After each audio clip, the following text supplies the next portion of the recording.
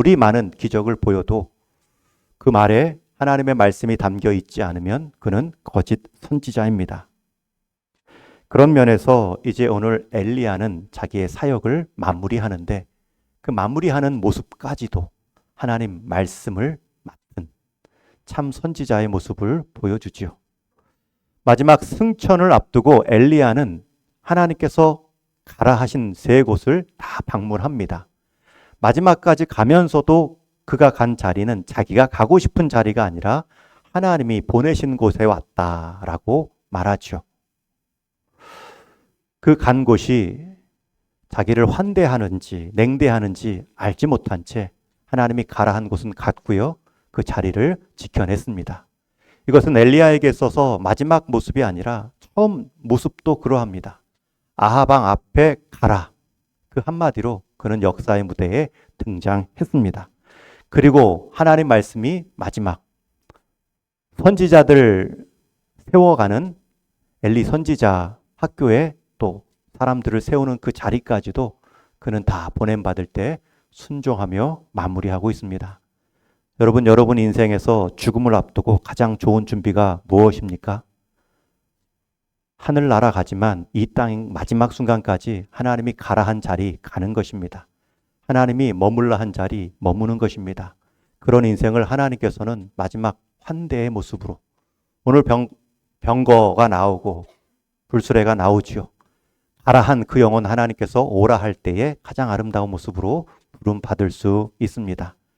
여러분 가장 마지막 아름다운 퇴장은 이 땅의 마지막 육신의 삶 다 할 때까지 하나님이 가라 한 곳 가고 하나님이 지켜내라 한 자리 지켜내시는 저와 여러분 되기를 주님의 이름으로 축원합니다.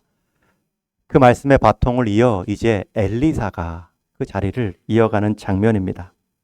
이 계승의 자리에서도 하나님의 말씀의 바통이 엘리사에게 그대로 손에 쥐어지고 있습니다. 특별히 오늘 본문이 중요한 이유는 이 말씀의 사역이 어떻게 계승되고 있는가. 하나님의 말씀의 바통이 사역의 가장 중요한 원리이고 그것을 빼놓으면 거짓 사역, 거짓 선지자라고 했는데 그 말씀의 바통을 우리가 어떻게 계승하고 우리가 어떻게 다음 세대에게 줄 수 있는가. 오늘 본문에서는 두 가지 방법을 알려줍니다. 첫 번째, 엘리사는 엘리야를 끝까지 쫓아갑니다. 오늘 말씀에 보면 스승 엘리야가 떠나면 이스라엘 공동체에는 큰 위기가 찾아옵니다. 영적 공백기가 있고요. 그리고 그 사역을 계승할 다음 선지자, 사역자의 공백이 있습니다. 지도자의 공백은 어느 사회나 공동체나 가장 큰 위기입니다. 양의 가장 큰 위기는 목자의 부재입니다. 특히 엘리야처럼 큰 역할, 큰 사역을 했던 사람이 갑자기 부름받을 때 그 공백감은 더욱 크게 느껴집니다. 그러나 엘리사, 그 제자 엘리사에게 느껴졌던 가장 큰 공백은 내가 아직도 엘리야의 계승자로 준비되지 못했는데 내가 엘리사로서 엘리야를 이어갈 사역은 기름 부음 받았지만 그 사역을 이어갈 나의 준비, 나의 공백은 가장 큰데 그 가장 큰 공백을 엘리사는 쫓아감, 엘리야와 동행함, 함께함으로 이어가고 있습니다. 엘리사에게 엘리야는 너는 여기 머물라. 세 곳이나 하나님이 가라 한 곳 가라 할 때에 엘리야는 늘 머물라. 마지막 하나님과 독대하듯 자기 사역을 마치려 했는데 엘리사는 그 세 번을 다 어기고 함께하죠. 여호와의 살아계심을 말하며 2절, 4절, 6절에서 세 번이나 내가 당신을 떠나지 않겠습니다. 하나님의 살아계심을 두고 그는 엘리야를 끝까지 쫓아갈 것이라 말합니다. 그러자 엘리야가 어떻게 합니까? 그럼에도 혼자 몰래 갑니까? 뿌리치고 그를 따돌립니까? 아니지요. 2장 2절 상반절 말씀에 보면 이에 두 사람이 베델로 내려가니 그들이 여리고의 이름에 이에 두 사람이 가니라. 요단, 베델, 여리고 두 사람이 계속 동행의 순간을 보내고 있죠. 엘리야의 입장에서는 세 번이나 따라오지 말라 했지만 제자 엘리사는 세 번을 거절하며 스승을 따라가는 모습. 여러분 이것이 첫 번째 말씀의 바통을 받는 모습입니다. 여러분, 말씀은 거저 생기지 않죠.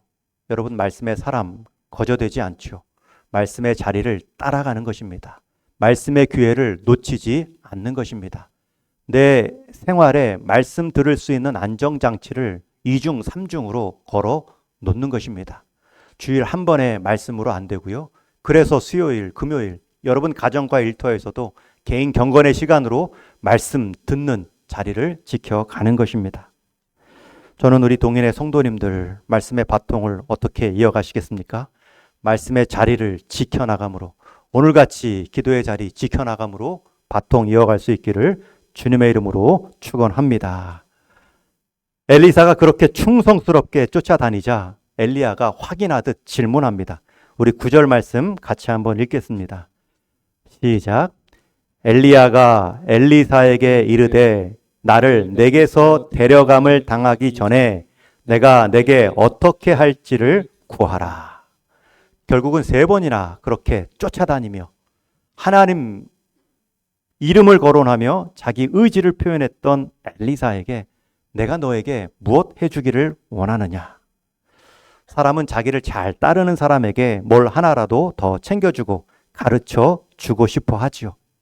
따르는 척하며 자기 것을 얻고자 하는 사람은 챙겨주는 척만 할 수도 있지만 정말 따르고자 하는 사람, 정말 나의 나됨을 이어가려는 사람에게 있어서는 다 주고 싶은 것이 사람의 마음입니다. 무엇을 원하느냐? 순간적인 질문에 엘리사는 준비된 대답을 합니다. 우리 9절 하반절도 같이 읽습니다. 시작. 엘리사가 이르되 당신의 성령이 하시는 역사가 갑절이나 내게 있게 하소서. 지금 여기서 당신의 성령이 하시는 역사, 이 표현이 이전 성경을 보면 성령의 영감이라 번역했습니다. 엘리야답게 한 성령의 영감, 그 감동, 그 역사를 내게도 2배나 갑절이나 주십시오. 여러분, 지금 엘리사는 엘리야를 높이지 않습니다. 당신 엘리야를 당신 되게 한 그 성령의 역사, 그것이 내게 있기를 원합니다. 엘리야의 모든 사역이 성령의 역사였음을 엘리사는 알고 있습니다. 성령이 엘리야를 감동시켰기 때문에 엘리야는 이슬과 비를 멈추게 할 수도 있었고 내리게 할 수도 있었습니다. 성령이 엘리야와 함께 했기 때문에 갈멜산의 바알 선지자들과 맞설 수 있었고, 성령이 엘리야와 함께 했기 때문에 하나님의 세미한 음성을 광야에서도 들을 수 있었습니다. 그래서 엘리야가 위대한 것이 아니라 엘리야를 사용한, 감동하여 사용한 성령의 역사가 위대한 것이죠. 그렇기 때문에 성령이 엘리야를 떠나면 엘리야가 할 수 있는 것은 아무것도 없고, 그리고 또 아무것도 하지 말아야 참다운 선지자입니다. 성령을 떠나서 아무것도 할 수 없는 자, 또 해서도 안 되는 모습이 바로 선지자이기 때문이죠. 그 성령의 역사를 제자가 구하고 있습니다. 여러분, 사람을 보지 마십시오. 사람의 어떠함을 구하지 마시고 그 사람을 그렇게 만들고 사용하시는 성령의 어떠함을 구하실 수 있는 믿음의 안목이 있기를 축원합니다. 성령의 역사가 사람의 역사를 항상 압도합니다. 특별히 여기서 성령의 역사를 구할 때 어떤 표현을 씁니까? 당신의 성령의 역사. 여러분, 이것은 굉장히 중요한 표현입니다. 그냥 성령의 역사가 아니라 당신의 성령의 역사라는 말은 엘리야가 얼마나 성령의 역사를 의지했는지, 얼마나 성령님께 민감하게 반응했는지를 보여주는 표현입니다. 이것을 히브리어로 바꾸면 당신의 성령의 역사는 성령의 당신의 역사로도 번역할 수 있습니다. 여러분, 이것은 당신의 성령의 역사, 성령님이 나를 통해 역사했는지, 내가 성령님께 사로잡혀 쓰임 받았는지, 어디까지가 성령의 역사이고 어디까지가 엘리야의 능력인지 구별할 수 없을 정도로 엘리야는 성령님을 의지했고 민감하게 반응했다는 표현입니다. 그것도 2배를 구하고 있죠. 여기서 2배를 구했다는 표현은 갑절의 능력을 구하여 갑절에 이름과 명예를 얻고 싶습니다. 라는 뜻이 아닙니다. 신명기 21장 17절에 보면 장자로 인정하여 자기 소유에서 그에게는 두목을 줄 것이니 그는 자기의 기력의 시작이라. 내게 갑절의 능력을 주십시오. 성령의 역사를 주십시오라는 말은 제가 장자 역할을 하겠습니다.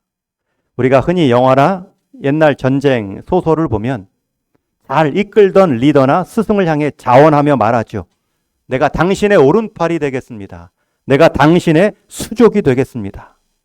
여러분, 이 표현은 나를 높이는 게 아니라 상대를 높이고 상대에게 내가 잘 쓰임받음으로 나도 높아지기를 원한다는 뜻입니다.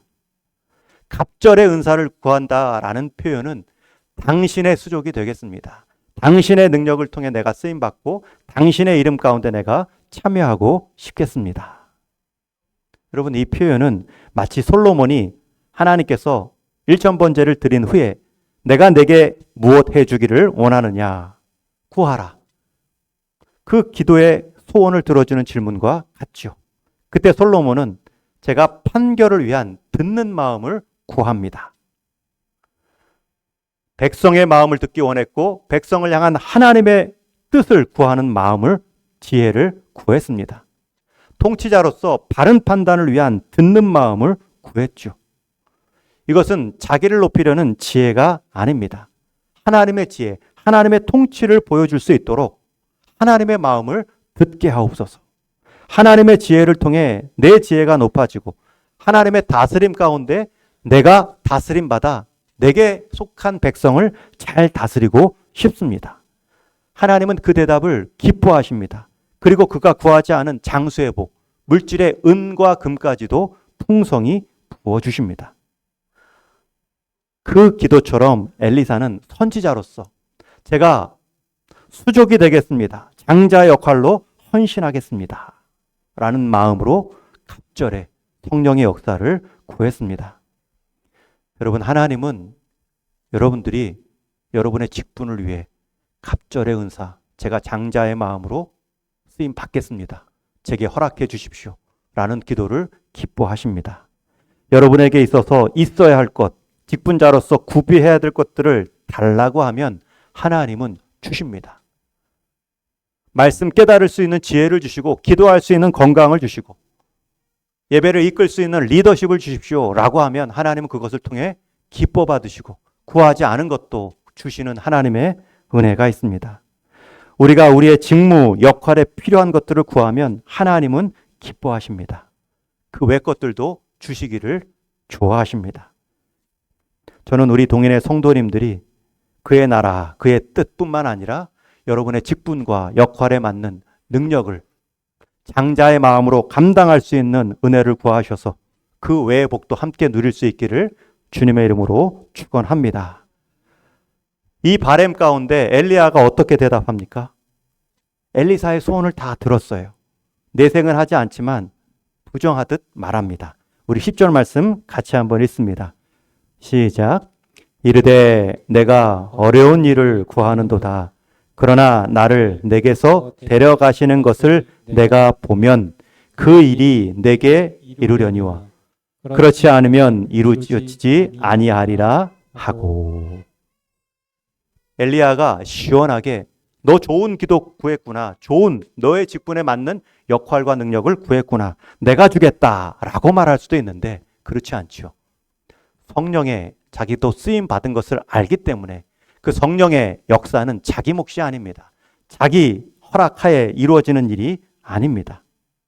엘리야가 볼 때 성령의 역사를 일으키는 것은 하나님의 주권입니다. 엘리사는 분명 하나님께 지명받은 엘리야의 후제자입니다. 후계자입니다. 그럼에도 엘리사가 최종적으로 엘리야를 계승할 수 있는가, 언제 계승하는가, 어떻게 계승하는가는 하나님의 몫이다. 엘리야는 자기 선을 지키고 있습니다. 만약 엘리야가 내가 지금 너에게 성령의 역사를 주겠다 라고 말하는 순간 엘리야는 주제를 넘는 일을 했죠.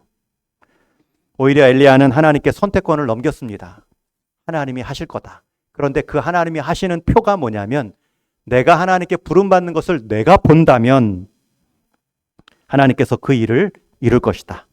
특별히 조건으로 내가 하나님께 부름받는 것을 내가 본다면 이라는 조건을 단 이유가 무엇일까요? 왜 제자가 스승의 승천을 보는 것이 사역의 계승에 있어서 결정적인 이유가 될까? 그것은 이 엘리야의 승천이, 엘리야의 하나님의 받아주심이 엘리야를 사용하신 하나님의 사역의 끝이다라는 것을 제시하기 때문입니다. 하나님께서 엘리야의 사역을 다 받아주셨다. 그것을 너가 볼 때에 너가 그 자리에서부터 내 사역을 계승할 수 있다. 하나님이 이어갈 것이다. 엘리야는 엘리사에게 너가 나를 끝까지 따라왔고 성령의 감동도 구했고 또 그것이 가능하려면 하나님께서 나를 사용한 것이 옳다, 완전하다. 그것을 내가 보아야 한다. 내 처음부터 마지막 순간까지 하나님께서 나를 사용하신 것을 하나님이 내게 보여줄 때 너는 거기서부터 쓰임 받을 수 있다. 이 조건 하나를 말하자마자 11절에 보면 두 사람이 길을 가며 말하더니 불수레와 불말들이 두 사람을 갈라놓고 엘리야가 회오리 바람으로 하늘로 올라가더라. 여러분이 올라간 장면도 이 엘리야가 말한 그대로 이루어짐을 통하여서 엘리사가 계승되었음을 보여주지요. 그렇게 엘리야는 떠나고 이제 엘리야가 입었던 한 벌 겉옷을 남기고 승천합니다. 그 옷은 엘리야가 평생 입고 병자를 고치며 바알 선지자들을 물리치고 아합 왕을 대적하여 설 때에도 하나님의 뜻을 실현했던 성령의 감동을 누리게 했던 옷이었지요. 겉옷입니다. 제사장의 표시입니다. 엘리사 역시 그 겉옷으로 요단의 강물을 칠 때 물이 갈라졌고 그 장면을 본 다른 후배 선지자들이 말합니다.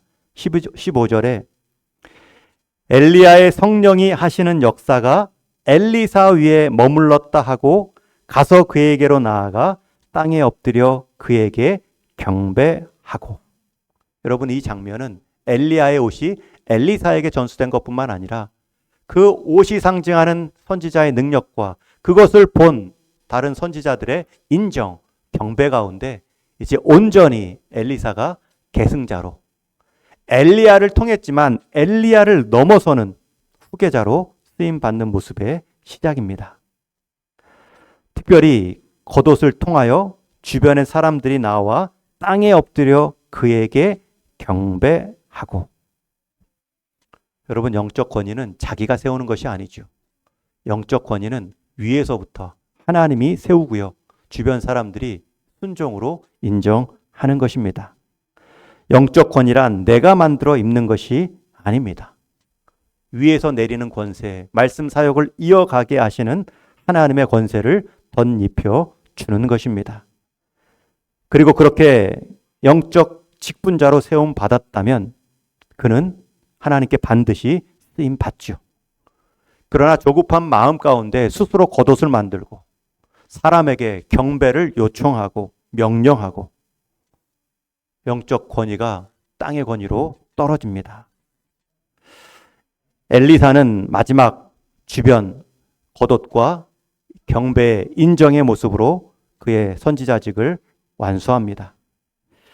이제 말씀을 정리합니다.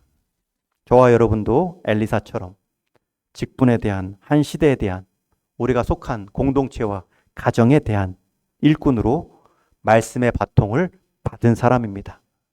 여러분이 첫 주자가 되어 다음 주자에게 넘겨줄 수도 있고 믿음의 선진들 가운데 내가 말씀의 바통을 받은 사람들도 있겠죠.